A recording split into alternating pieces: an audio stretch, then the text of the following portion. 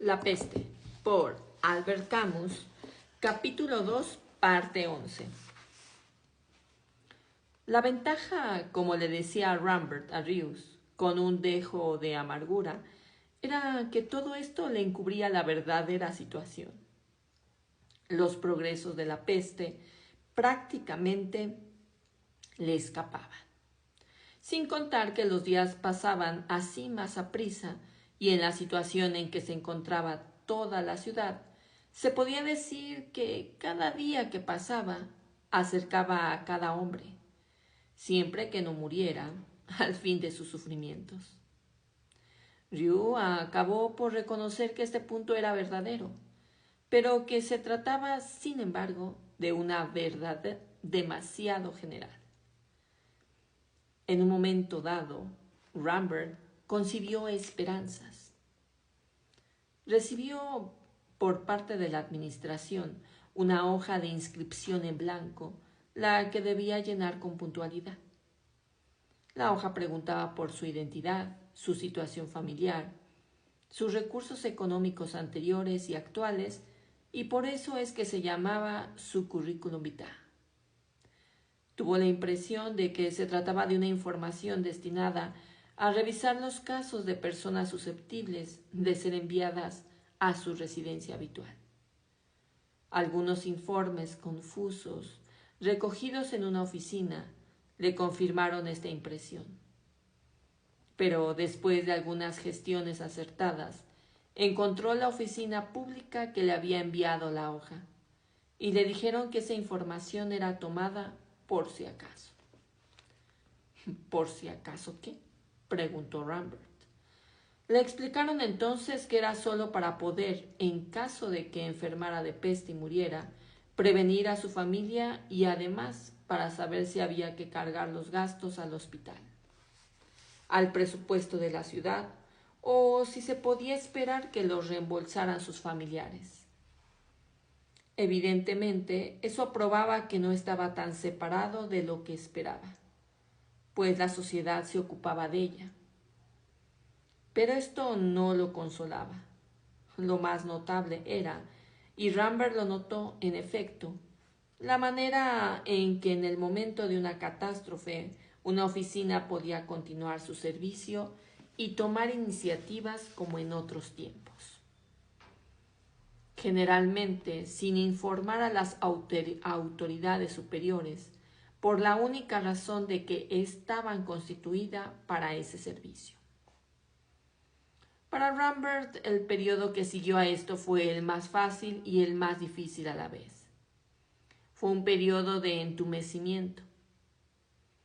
Había ya visitado todas las oficinas, hecho todas las gestiones posibles y su salida por esa vía estaba totalmente cerrada.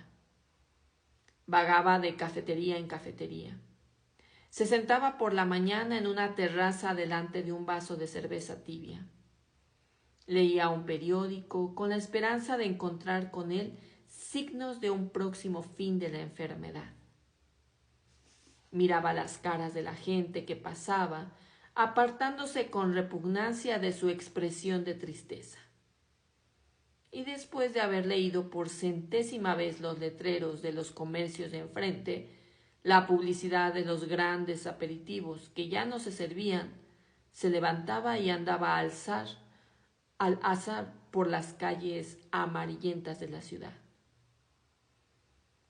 De los paseos solitarios a las cafeterías, de las cafeterías a los restaurantes, así, y esperaba la noche. Ryu lo encontró una tarde, precisamente en la puerta de una cafetería, donde estaba dudando si entraría. Pareció decidirse y se fue a sentar al fondo de la sala. Era la hora en que, por orden superior, se retrasaba en las cafeterías el momento de encender la luz. El crepúsculo invadió la sala como un agua gris, el rosa del cielo, por la puesta del sol. Se reflejaba en los vidrios y los mármoles de las mesas relucían débilmente en la oscuridad que aumentaba. En medio de la sala desierta, Rambert parecía una sombra perdida, y Ryu pensó que aquella era la hora de su abandono. Pero era también el momento en que todos los prisioneros de esta ciudad sentían también el suyo, y era preciso hacer algo para acelerar la liberación. Ryu se fue de ahí. Rambert pasaba también largos ratos en la estación. El acceso a los andenes estaba prohibido, pero las salas de espera que se alcanzaban a ver desde el exterior seguían abiertas y algunas veces habían mendigos que se instalaban allí los días calurosos, porque eran sombrías y frescas. Rambert venía de leer los antiguos horarios, los carteles que prohibían escupir y el reglamento de la policía de los trenes. Después se sentaban en un rincón. La sala era oscura. Una vieja estufa de hierro fundido, fría desde hacía meses, estaba rodeada por las huellas de numerosos riegos que trazaban hoyos en el suelo. En las paredes, algunos anuncios ofrecían una vida dichosa y libre en Bandol o en Cannes. Rambert encontraba ahí esa especie de libertad espantosa que se encuentra en el fondo de la miseria. Las imágenes que le parecían más difíciles de ver, según le había dicho a Ryu, eran las de París. Un paisaje de viejas piedras y agua, las palomas de Palais Royal, la estación del tren del norte, los barrios desiertos del Panteón y algunos otros lugares de una ciudad que no sabía que amaba tanto. Lo perseguían entonces, impidiéndole ser útil. Ryu pensaba que estaba identificado aquellas imágenes con las de su amor. Y el día en que Rambert le contó que le gustaba despertarse a las 4 de la mañana y ponerse a pensar en su ciudad, el doctor tradujo con facilidad, según su propia experiencia, que lo que le gustaba imaginar era la mujer que dejó allí. Esta era, en efecto, la hora en que podía apoderarse de ella.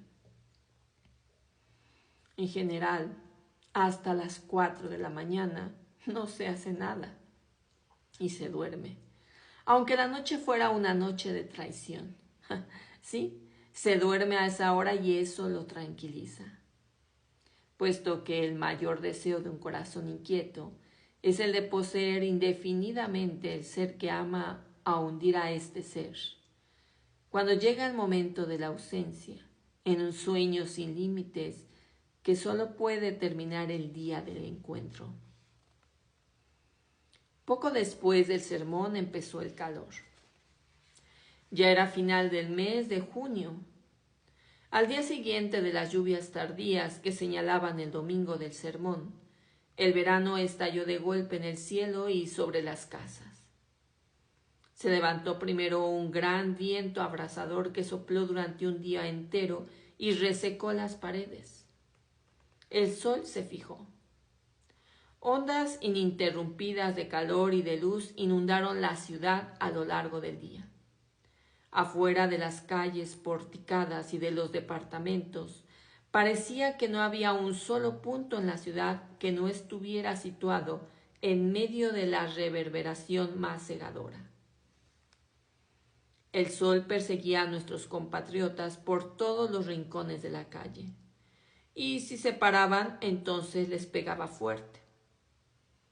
Como aquella onda de calor coincidió con un aumento enorme del número de víctimas que alcanzó a cerca de 700 por semana. Una especie de abatimiento se apoderó de la ciudad.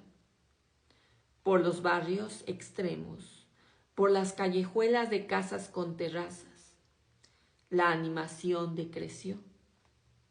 Y en aquellos barrios en los que la gente vivía siempre en las banquetas, todas las puertas y las persianas estaban cerradas, sin que se pudiera saber si era de la peste o del sol de lo que se protegían.